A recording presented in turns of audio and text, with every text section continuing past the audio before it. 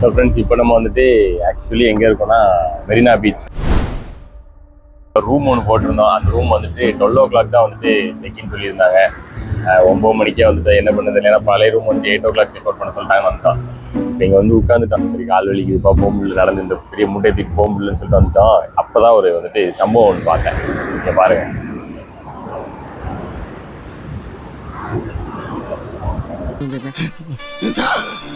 அதாவது என்னடா காட்டுற அப்படின்னு நிறைய பேர் தெரியலன்னா நான் வந்துட்டு பேசியே சொல்லிடுறேன். என்னன்னா, மெரினா கடற்கரையில் வந்துட்டு குப்பைங்கிறது பெருசாக இல்லை. அதாவது போட்டிருக்காங்க, நிறைய பேர் போட்டிருக்காங்க. ஆனால் குப்பை பெருசாக அந்த அளவுக்குலாம் வந்துட்டு ஒன்றும் இல்லை. அதை க்ளீன் பண்ணுறதுக்குன்னு தனியாக ஆள் போட்டிருக்காங்க. அவங்க வந்துட்டு உட்காந்து க்ளீன் பண்ணிக்கிட்டே இருக்காங்க. இந்த மாதிரி கடற்கரையில் இவங்களுக்கு ஆள் இருக்குது, இவங்க பண்ணிடுறாங்க, ஓகே. ஆனால் இப்போ இதே எங்கள் ஊர் சைட்லாம், திருநெல்வேலி சைட்லாம் வந்து பார்த்தீங்கன்னா மெயின்டைன் பண்ணுறதுக்கு ஆள் கிடையாது. எதுக்காகவும் போட்டு கன்றாக குடுறமாக இருக்கும். இது நீட்டாக இருக்கு உட்கார்றதுக்கு. இது மாதிரி தான் முந்தி இருந்து நான் சின்ன பேராக இருக்கும்போது. இப்போல்லாம் அப்படி இல்லை. அதெல்லாம் அவ்வளோ உட்காந்து இருக்க முடியாது, அவ்வளோ கேவலமாக இருக்கும். பாட்டில் இதுதான் கிடக்கும்.